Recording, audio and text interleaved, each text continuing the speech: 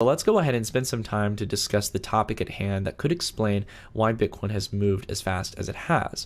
Now, I understand, first and foremost, guys, you all know that there's a lot of noise in the cryptocurrency space. People, whether it be article websites in the crypto space, traditional media writing articles on crypto, and yes, even crypto YouTubers like myself can sometimes get a little bit caught up in the noise, or we'll point it towards some kind of catalyst in that case to give it a visual reason as to why Bitcoin is moving the way it is.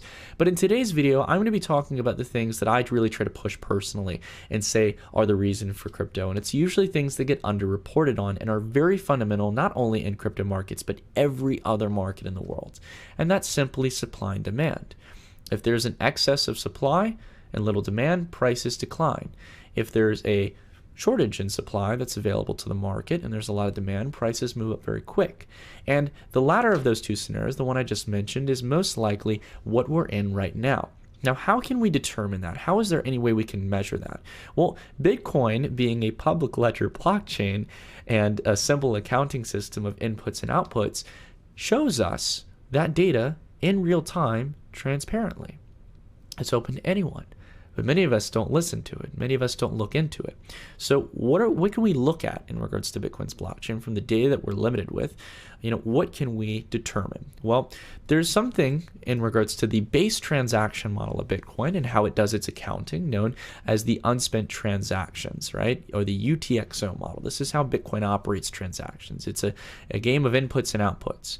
For example, when Bob sends a transaction to Alice, he's using basically an original input from his wallet and now creating a new output to Alice's address. And in fact, he's probably creating two in this case. So you're spending some to Alice and you're also sending some to another address that you have the private key to. And that's how most wallets operate, at least to my understanding. So now that we understand the base kind of output model of Bitcoin, how can it help us determine the available supply to a certain degree in the Bitcoin market? Well, there's this really awesome chart here. We don't have to do too much data. Dhruv Bansal, I hope I'm pronouncing his name right, and many people like him who work in data science and data analytics have done the work for us. I want to thank them for doing this because they've created a very awesome interactive and updated chart that shows us this data real time. And I'm going to explain what this is. I know a lot of you probably saw it at the thumbnail, and it might look a little bit overwhelming. It looks cool. I love the design, and it's very beautiful. I'm a data nerd myself, but I'm going to explain what this is. So this chart is made up of really two things. It's made up of a logarithmic black line that resembles Bitcoin's price over time. So we can see here at the bottom of the chart where the price started, and as you can see here, because it's logarithmic, the short dollar moves from a few cents all the way up to a few bucks look very dramatic. This was one of the first waves for Bitcoin, the second wave here, the third wave, and now it looks like we're shaping up for our fourth wave here over the next few years. And the other thing we have as well is the age bands, and these age bands determine the age of certain unspent transactions, or UXTOs, UXTOs in this case.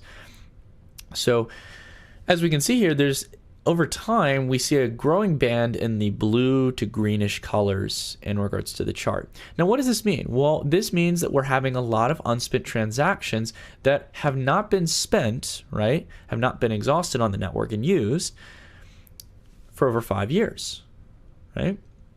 So these funds have not moved for 5 years, a growing percentage of the supply. So to give you a good, grasp of this, if we take a look at the chart's data today, 20.5%, basically 1/5 of the entire Bitcoin supply of unspent outputs in this case have not moved for 5 years.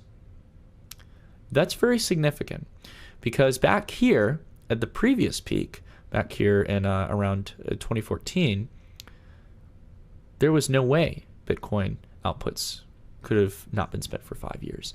Around 14% of the supply, 16%, as you can see here on the chart, 16.5% hadn't been spent over 3 to 5 years, right? So a very big difference in this case. And now if we were to take those two numbers into case, to be fair, that's around a little over 27% here that has not been spent, right? So a big difference in this case. A growing supply in each of these cycles is not moving. A lot of this could be due to the fact that people have lost their crypto. Some people are true hodlers and they're holding for the next few decades. And then along with that, It might be people who are cypherpunks who really agree with the Bitcoin movement and don't believe that they want to go into fiat currencies or sell their Bitcoin. Or it could be, again, in many cases, a lot of lost Bitcoin. And then we go down here and we can start to see there's different time bands. And the major point I want to drive here is that with each of these cycles, we're finding in the longer term trend that there are a lot of people who simply are just hodling Bitcoin.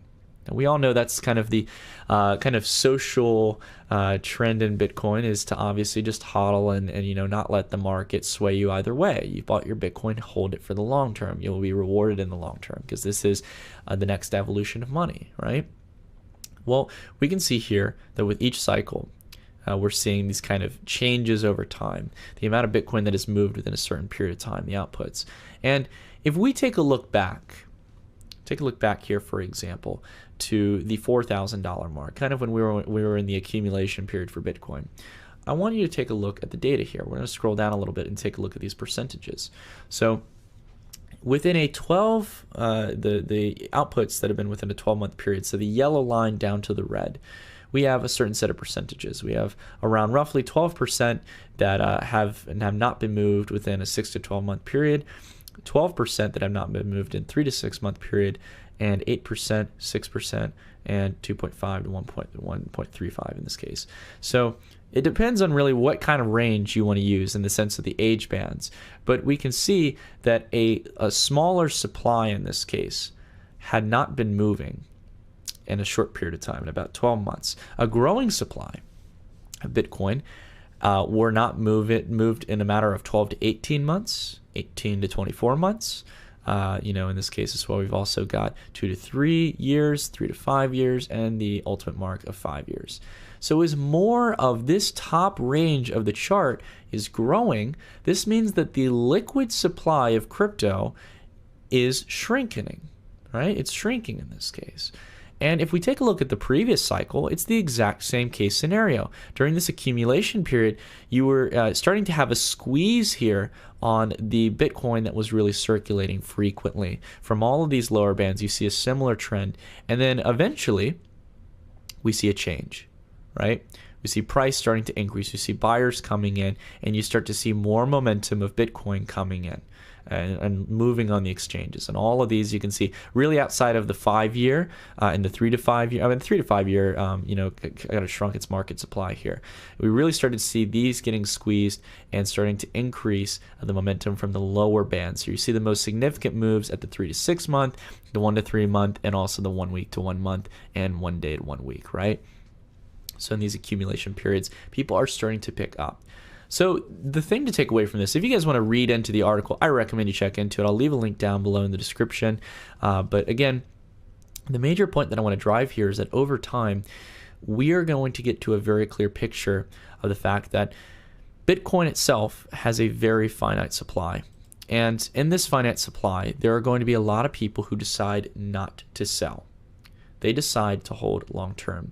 And that's going to shock markets sometimes. It's going to make us realize, a lot of us who probably don't look at this data and go, oh my gosh, okay, there's not much liquid Bitcoin available. A lot of us sold back here during these periods. These were really the last 2 periods that Bitcoin sold off here, when we had the 50% decline from 6,000 and the 60 to 70% decline from 20,000 down to 6,000 and 7,000.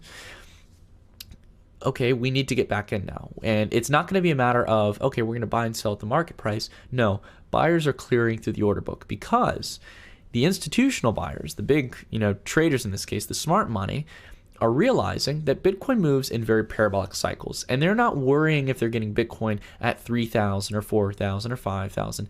They're buying it now, and they're buying the ask price because they're trading for the longer term trend. They realize that there is a squeeze on the available Bitcoin.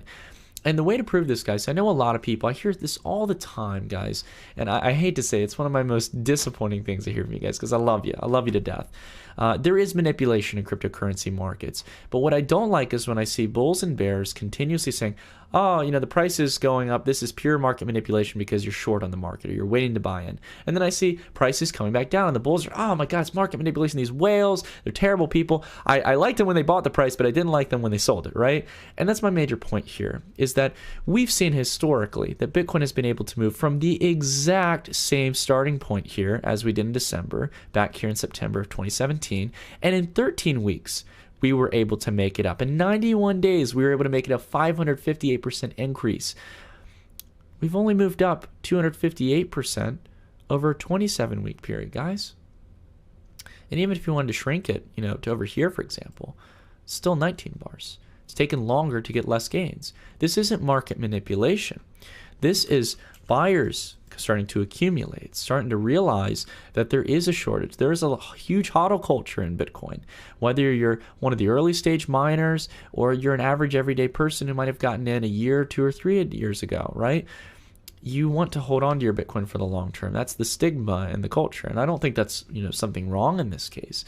It's a hedge. Bitcoin is a growing store of value, very similar to gold in nature. But it's going to allow us to do a lot of interesting things that make it a better store of value outside of its core principles of having a finite supply. It's programmable money. We can do interesting things. We can transfer it internationally. So you already know. I think I don't have to tell you guys that kind of stuff. But I hope you get my point here, that we are, again, going to see faster and faster rallies. This is, I think, a big misconception that many people have had, including myself, that with larger markets, it's going to take longer periods of time to go up. And I really don't think that's the case, because as more retail participants come in, as more institutional clients come in, more ownership of Bitcoin is spread across the world. And many people will be hesitant. Some will sell. Very true. And that's why we'll always have a liquid market. There's buyers and sellers on each side of the trade, which is why this isn't market manipulation. Because to make this kind of substantial move in the market with this kind of volume, we're returning back to the volume range that we saw back here in 2017, you would need excessive amounts of capital. And this is people making real long-term investments in Bitcoin. Some people also swing trading, but that means that they're not going to sell the Bitcoin until they get towards their long-term target range, whether that be more conservative like I have, around 40 to 60K, or 100K, or 500,000, or a million. It doesn't matter. They're probably not going to sell it until the cycle is clearly over, very similar to what we saw back here in December of 2017. All right.